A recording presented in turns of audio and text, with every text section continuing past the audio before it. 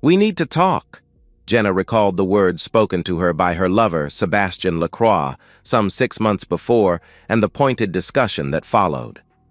Sebastian was a very wealthy businessman from Alabama whom she had met and seduced a little more than a year ago. Jenna had implied that while technically still married, she and her husband Tom were separated and divorce papers were in the process of being filed. A quick investigation by Sebastian's people uncovered the truth. No separation had taken place, and at least Tom thought the couple was still in a state of marital bliss after almost 25 years. Sebastian also learned that Tom was the owner of a software business, and over the past 5 years, since their last child, Tommy, went away to college, had lavished Jenna with several vacations and a new top-of-the-line BMW. Having received the final decree officially ending her marriage to Tom, Jenna was in the elevator on her way to Sebastian's penthouse suite to celebrate and, hopefully, to make plans for her future with Sebastian. Traveling upwards, Jenna thought in more ways than one. She reflected on how upset Sebastian was and how she thought that he was going to end their relationship. Now she smiled, thinking at how her future was, almost literally, paved with gold. She recalled his words and their ensuing discussion. "Jenna, you lied to me," Sebastian said with great disappointment in his voice. "I never would have started a relationship with you had I known you were happily married. In addition, if it was discovered that I was having an affair with a married woman, not only would my conservative family be disappointed, especially my mother, but several of my conservative clients would leave me and my business would greatly suffer." "Sebastian," Jenna responded with tears in her eyes, "I never meant to deceive or disappoint you. I no longer love Tom, but I know my leaving him would break his heart. He's a good man and a good father to Tommy and our daughter Sarah. I just didn't want to hurt him. I love you, Sebastian, and I want us to be together. But we haven't really talked about our future and whether you want a permanent relationship with me or if this is just a bit of fun for you. If you tell me that you want us to be together, then I'll gladly tell Tom that I want a divorce, even though I know it will hurt him immensely. Of course, I love you, Jenna, and I do want us to be together. That is why I had my investigators run a background check to make sure that we could move our relationship forward." At this point, Sebastian produced a ring box from the inside pocket of his tailored and obviously expensive suit. He slowly opened the box, revealing a very large and beautiful diamond ring. "I had already purchased this ring from my jeweler in Paris and was going to ask for your hand in marriage. Obviously, I can't do that now since you're still married," Sebastian sadly added, closing the box. "Sebastian, I know I've disappointed you, and I'm sorry. I just didn't want to hurt Tom unless I absolutely had to.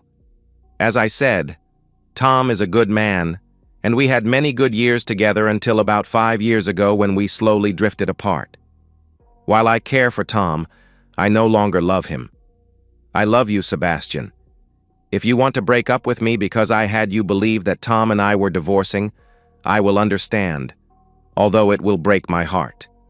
However, if you give me another chance, I'd happily leave Tom, especially if it meant that you and I could be together. I also promise you to never lie to you or do anything for you to question my love or honesty ever again. Jenna, perhaps against my better judgment, I'm willing to give you another chance. However, no more lies. This was your last chance." "Oh, thank you, Sebastian. I love you so much," Jenna cried as she rushed into his arms. After some frantic kissing, the two lovers managed to move to the bedroom of the large suite at the luxury hotel where Sebastian was staying, where they engaged in passionate lovemaking. Jenna often marveled at Sebastian's bedroom skills. He seemed like a maestro, professionally playing Jenna's body like a fine instrument. After both were entirely satiated with their lovemaking, laying naked in each other's arms, Sebastian continued. "I'm afraid we're going to have to cool down our relationship, at least until you and your husband are truly separated and your divorce has been filed. I'm going to miss our intimacy, But we've been really lucky that no one, especially my many rivals, has discovered our affair. As I said, the fallout with my family and my business would be quite painful to me.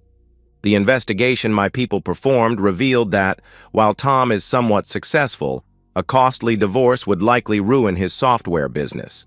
If that happened, I would feel immense guilt for both causing his divorce as well as hurting the business at which he has worked and sacrificed for so long.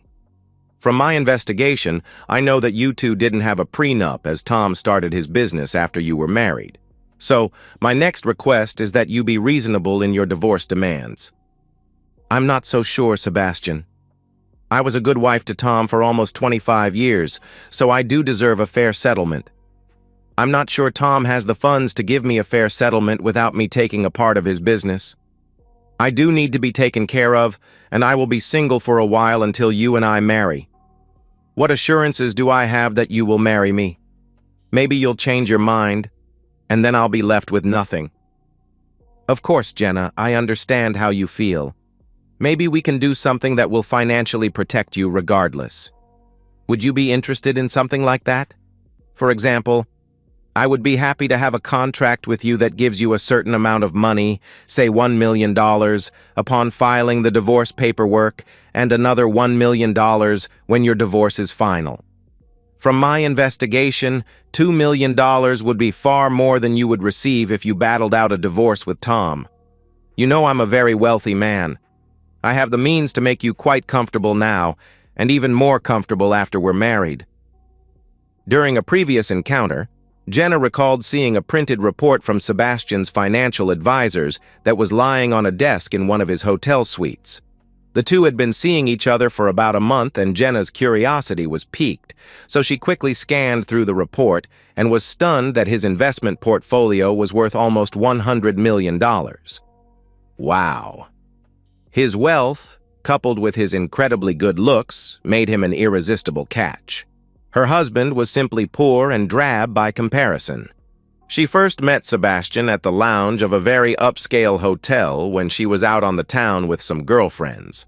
She recalled thinking that he looked like he stepped out of the pages of a GQ magazine. His impeccable grooming and tailored appearance made her initially wonder if he might be homosexual.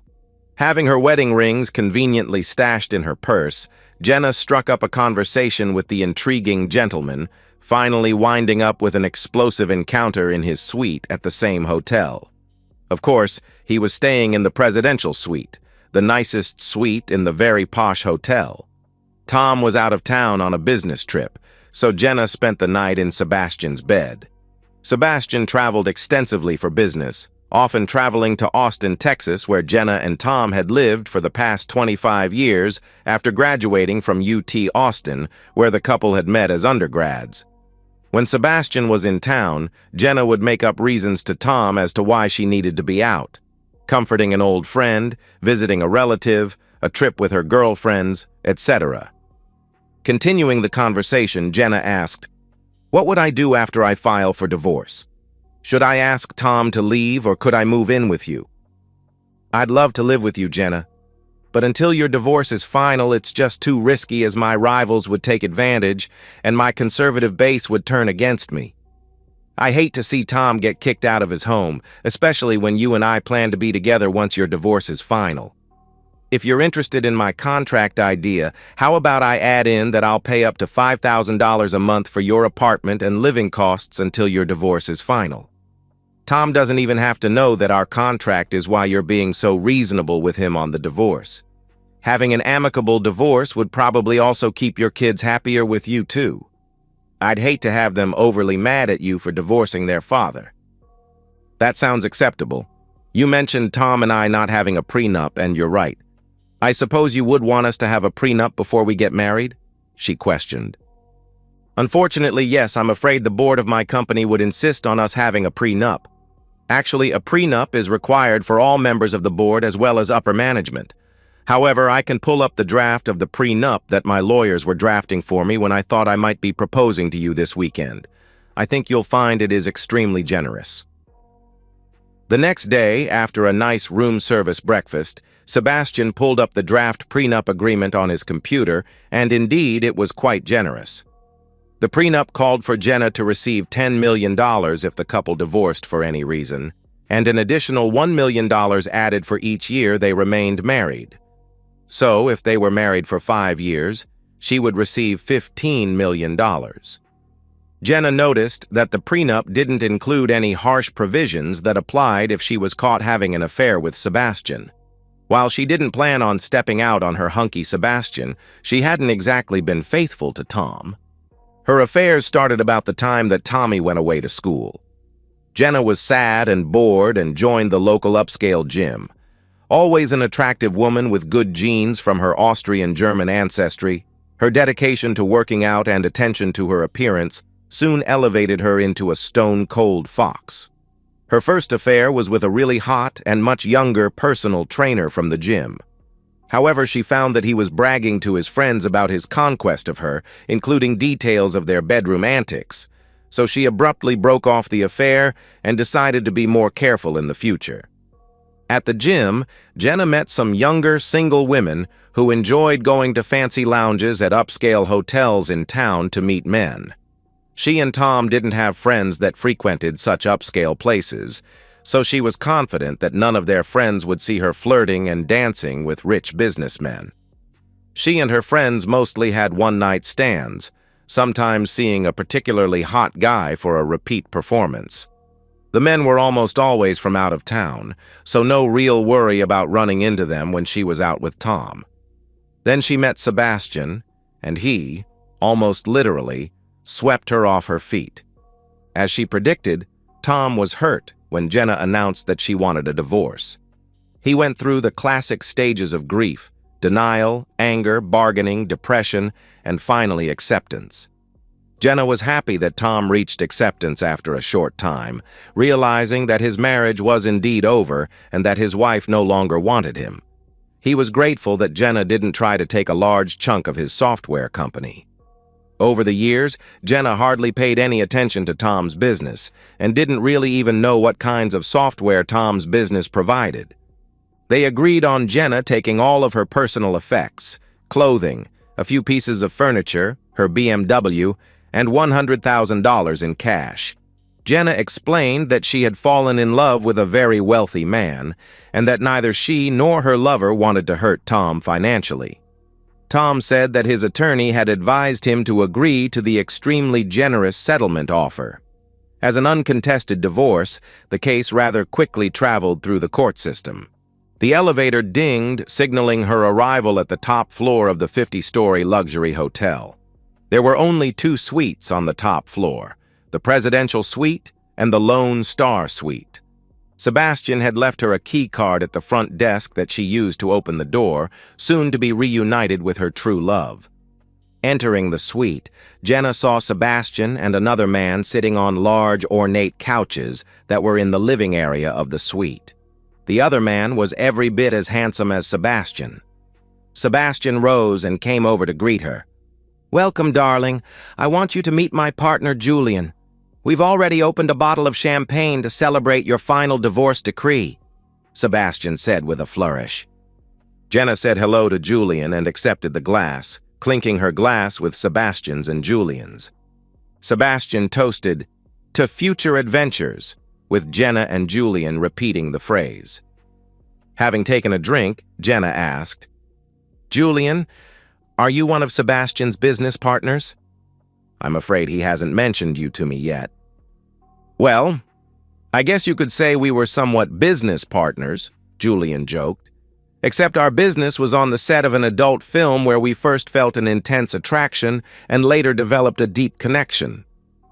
Jenna almost dropped her glass. What in the hell is he talking about, Sebastian? Is this some sort of a joke? It certainly isn't funny. Well, I'm afraid it's no joke. Just like you lied to me, I also lied to you. Julian and I moved to Austin from San Francisco a few years ago. We were both homosexual adult film stars, and that is how we met. However, we were both unhappy with that lifestyle and wanted something different, so we moved here for a fresh start. Unfortunately, when we came to Austin, we were pretty much broke, so that didn't leave us many options. "Wait!" Jenna almost shouted. "You're really homosexual? How is that possible?" You and I were together so many times, and you were a fantastic lover. I can't believe this. Yes, Jenna, I knew I was homosexual from the time I was 11 years old. When we moved to Austin, I was doing some contract temp work for Tom's company, and we got to know one another. He really is a great guy. Jenna had a sinking feeling. You knew Tom before we met? Well, of course I did. I couldn't have afforded these luxury suites without Tom paying for them. Tom and I got to know each other. I confided to him that Julian and I had been adult film stars and appeared in many movies. Later, Tom confided in us that he knew you were being unfaithful to him, something that broke his heart. Jenna interrupted. Wait a minute. You're not broke. You're rich. I saw the report from your investment advisors that you left beside your computer one time we were together. That report said you were worth almost $100 million. That report looked real. Was it a fake? No, that report isn't a fake, but it's not mine. It's Tom's. Tom had one of his software design guys make a fake first page with my information. Otherwise, the report was legit. Sebastian replied. Wait just a minute. Are you saying that my ex-husband is worth over $100 million and all I got was the $2 million and some living expense money that you gave me, my car, and the pittance from Tom in my divorce settlement? Well, I didn't exactly give you anything. Tom actually paid the money. Julian and I don't have that kind of money, Sebastian replied. But why did you do this to me? I thought you loved me, Jenna exclaimed, feeling her world falling down around her. How could you make love to me like you did when you don't even like women? Remember, I was an adult film star, so I'm pretty good at acting, especially during intimacy. Tom agreed to partner with Julian and I to set up our own art gallery here in town with Tom as a silent partner, financially bankrolling the endeavor. Tom has been so generous and kind to us, we figured that helping him end his marriage with a cheating wife was the least we could do. If it's any consolation, I do feel kind of guilty for leading you along and lying to you. How did Tom find out that I was unfaithful? I was so careful. He never said anything or indicated that he knew. He's usually so direct. I'm shocked he didn't confront me if he actually knew what I was doing, Jenna questioned. Tom told us that a personal trainer from your gym told him about your affair after you broke it off with him. I guess the guy was pretty upset with you. Tom didn't believe him at first, but your trainer buddy had taken some video of the two of you that he shared with Tom. After that, Tom had you watched when you went on the prowl for men with your girlfriends. So he knew what you were after. He figured if you fell for me and thought I was rich to boot, you'd divorce him, and maybe he could make the financial fallout a lot less painful and save his business. Julian then chimed in. We've been working together on Tom's marriage project as well as on our art gallery for some time now. Sebastian and I were both in the bar that night when you approached and seduced him. Don't worry. I wasn't hurt that you didn't pick me. I also wasn't jealous of the time you spent with Sebastian. I knew Sebastian would never leave me for a woman. To us, this was just a job, a business transaction. I knew that Sebastian's lovemaking and acting talents from his years in adult film were superb. Some straight guys do these movies because it pays better, and they call it gay for pay. I like to tease Sebastian that his being with you should be called straight for pay. Sebastian then continued, after the divorce, Tom told us that he ended up shelling out less than $3 million between expenses and settlement costs, way less than he would have paid in a contested divorce. Maybe you should have paid more attention to Tom and his business. He really is a great guy. I don't understand why any wife would ever wanted to leave him.